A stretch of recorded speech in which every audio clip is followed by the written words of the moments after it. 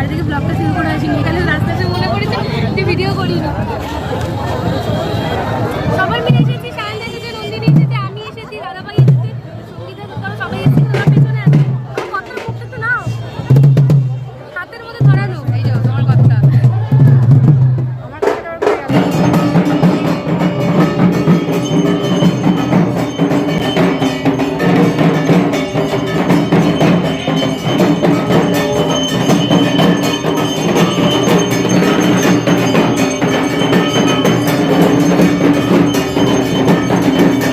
বাড়িতে চলে এসেছি, এই মাত্র বাড়িতে এলাম সবে মাত্র।